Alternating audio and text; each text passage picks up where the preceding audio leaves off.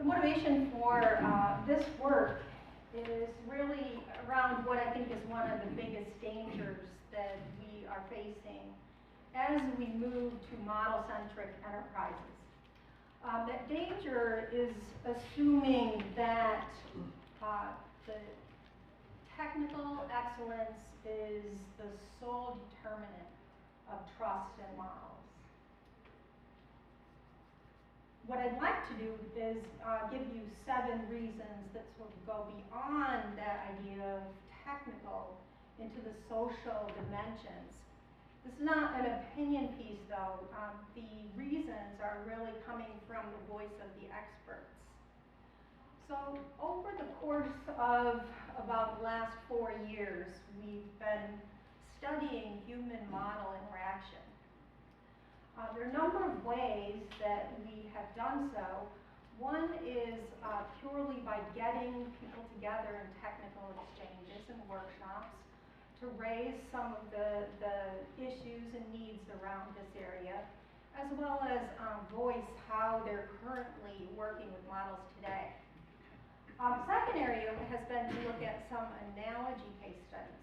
So if you think about how our organizations are changing to start using these very sophisticated model-based environments, you can think of that as somewhat analogous to what people have been through, where, say, one of the studies was in the movement to the glass cockpit, where there was a lot of information that was then presented in a different kind of way, more abstract, more fusion of information. That's really the kind of thing that we're facing as engineers as we kind of move away from the workbench idea into these immersive environments with lots of graphics. So there were a number of studies that have been done around things like that we're really able to look at and learn things from. The third area was around some real experiments, and those experiments were activities where the subjects were given actual tasks to do, and then we would understand how they interacted with different variations on model information. Similarly, there were some where we observed how people were making decisions in environments where they were using models to aid those. And third, and probably most important in getting this voice of the experts out, has been an expert interview-based study that we conducted.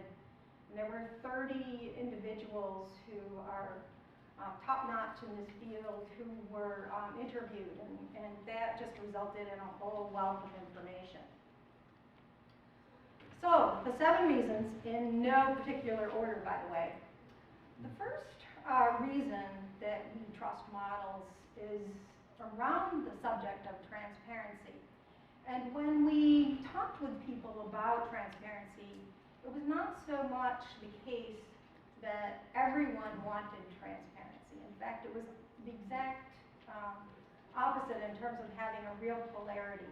Some people would say, yes, of course, everyone wants total transparency into the code of the model.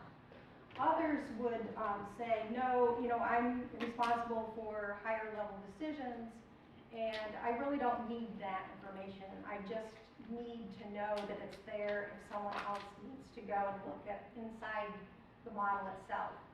So what's really important, the reason we trust models, is if a model has available transparency.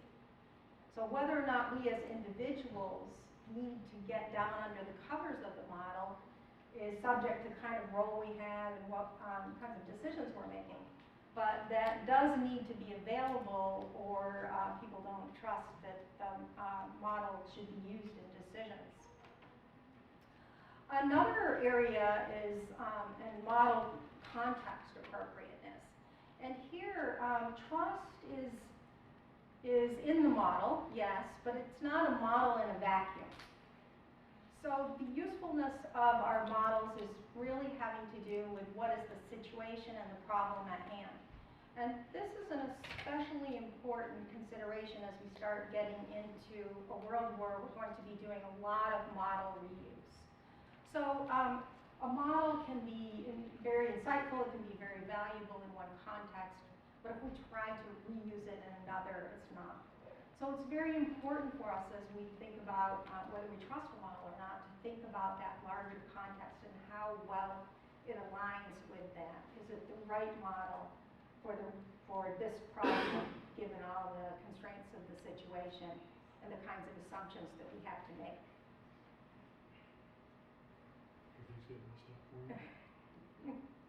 So next is really around real-time interaction with models. And we are able to interact with models much more now on a real-time basis. And the question is that good or not? We can ask all these what-if kinds of questions about a model. We can gain lots of insight. But as one person in the interviews told us, I can get lots of results real quick and I can make lots of decisions, bad decisions real fast.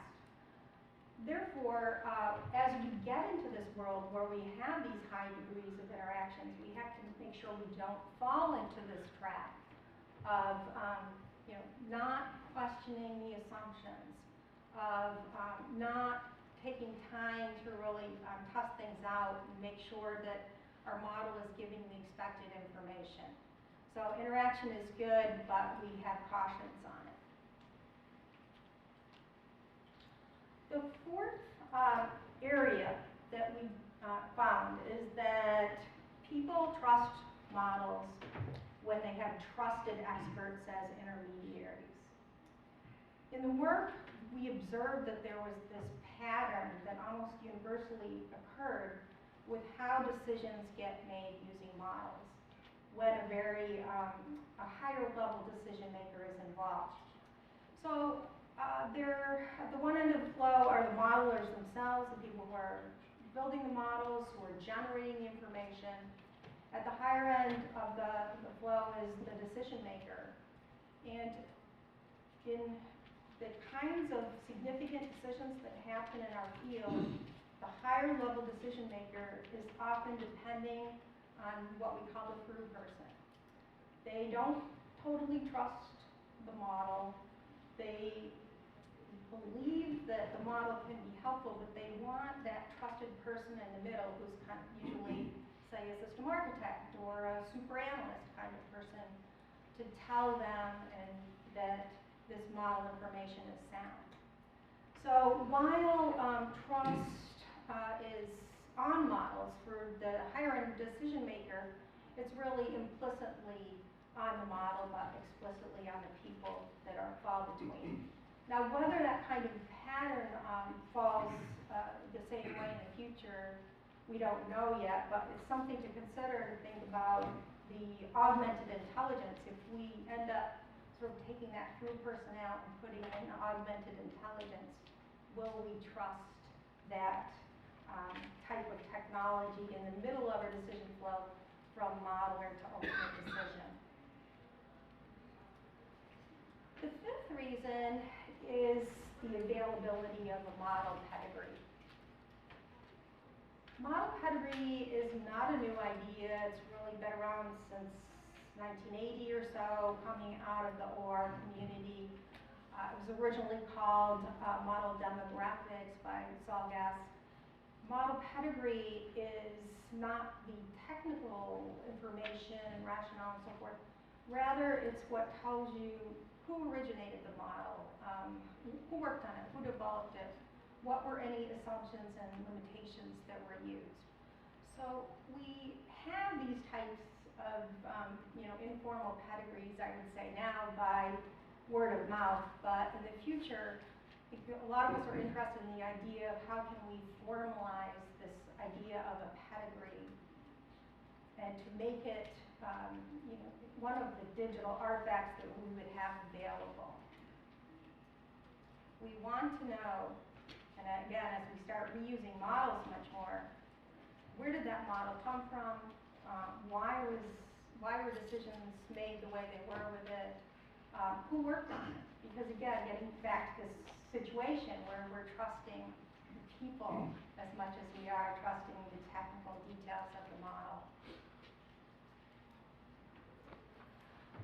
Interactivity between human actors is the sixth one I'd like to speak about. So we have these different model decision flows, from model through this through person to the ultimate decision maker. And these are occurring, say, in multiple layers, if you will, with maybe the level of detail that a model is. Maybe one model is addressing a decision around a component, and another around a subsystem, and a third around the larger system. There are individuals in each of these model decision flows, and it's not just the conversation that happens across that one flow, but we're really finding that trust emerges because of the back and forth between the human actors. Studying how this interaction happens and what that flow is between, say, modeler to modeler, or senior decision maker to senior decision maker, and all the flows in between. It's this very dynamic situation, and we can't forget that it's these types of conversations that are so important in how we formulate our decisions. We can't let models, by virtue of being able to sit down as an individual and go through all kinds of analysis and come up with an answer.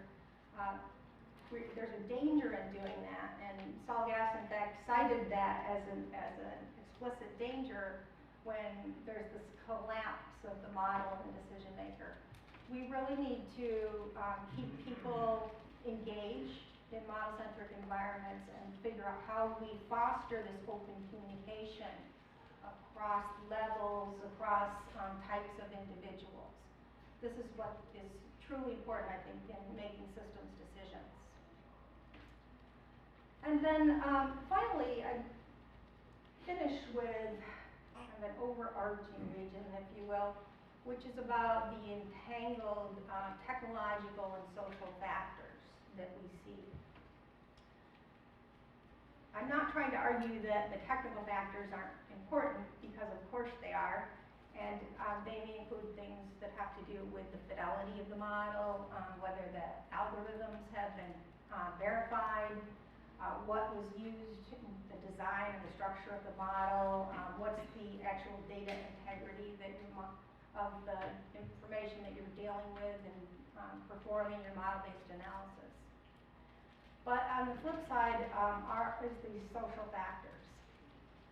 Social factors, again, get back to the personal relationship. So do I trust the person who's in my flow, decision-making flow? How experienced are the people who have developed these models?